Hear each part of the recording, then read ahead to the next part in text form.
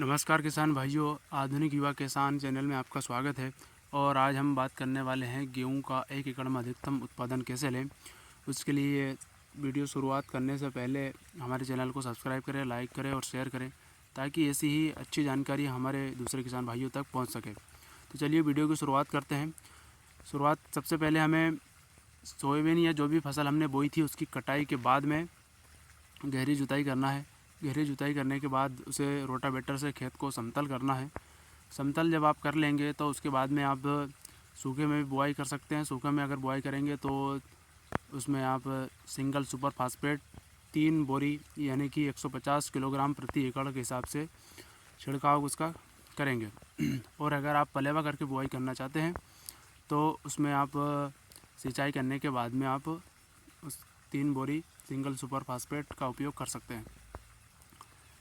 इसके बाद में आप बुआई करेंगे तो बुआई करने के लिए आप बीज और खाद को एक साथ न लें। उससे क्या होता है कि अगर बीज और खाद को हम एक साथ लेते हैं तो उससे जो हमारा बीज है वो भी डैमेज होता है और उसे सही पोषक तत्व नहीं मिल पाता। अगर आप खाद की अलग बुआई करेंगे या फिर बोने से पहले खाद की बुआई आप कर सकते हैं, या आप जो डबल पेटी की शिडिल आती है उससे भी आप बुआई कर सकते हैं। उससे यह होगा कि जो हमारा जो खाद होता है वो 2.5 से 3 इंच की गहराई पर बोया जाता है और गेहूँ 1 से 1.5 इंच की गहराई पर बोया जाता है। तो उससे यह होगा कि जो एक तो बीज आपका ख़राब नहीं होगा, दाना हर एक दाना उगेगा, और दूसरी बात यह है कि जो पोषक तत्व पौधे को जो स्टार्टिंग से ही मिलना चाहिए वो अच्छा मिलेगा, क्योंकि बीज के नीचे अगर हमारा खाद रहेगा तो हमारा जो पौधा है वो हष्ट पुष्ट रहेगा। इसके बाद में आप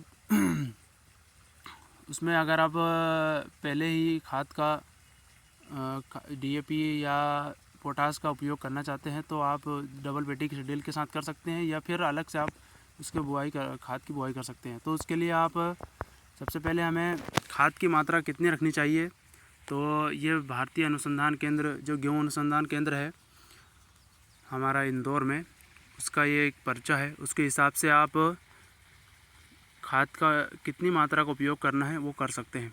तो इसमें जो सिंचित समय से बुआई के लिए आप खाद का DAP का इस्तेमाल करना चाहते हैं तो DAP 60 किलो प्रति एकड़ के हिसाब से, और यूरिया 20 किलो प्रति एकड़, और 24 किलो पोटास, इतना खाद, और 150 किलो सिंगल सुपर फास्फेट, इतना खाद का हमें उपयोग बुआई के समय करना चाहिए। इसके बाद में बुआई करने के बाद में बीज की मात्रा हमें उचित रखना चाहिए। अधिक भी बीज की मात्रा ना हो, कम भी ना हो।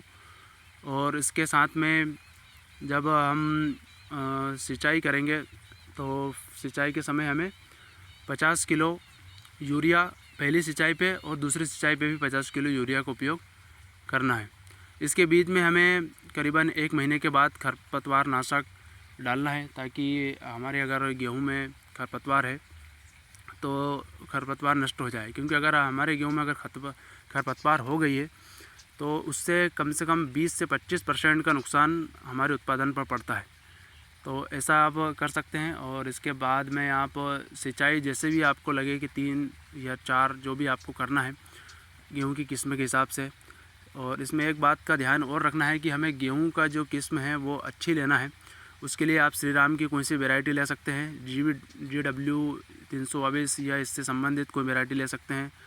जो करण करके जो वैरायटी आती है, करण वंदना, करण शिवानी, उससे में से भी आप कोई सी वैरायटी ले सकते हैं।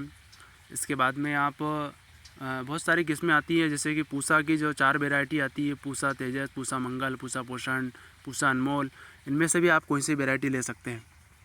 तो ये हमारे पास वैरायटी का भी एक पर्चा है। इसमें आप देख सकते हैं कि कब हमें बुआई करना है, कौन सी गेहूँ है, कितने दिनों की है, कितना हमें खाद का उपयोग करना चाहिए और कितना उसका उत्पादन होता है। तो वो आप इस चार्ट में पढ़ सकते हैं, जैसा भी आपको लगे वीडियो रोककर। और ये जो गेहूं की बुआई, हमें बुआई से लेके कटाई तक कैसे उसका प्रबंधन करना चाहिए, उसका ये भारतीय कृषि अनुसंधान केंद्र इंदौर का एक पर्चा है।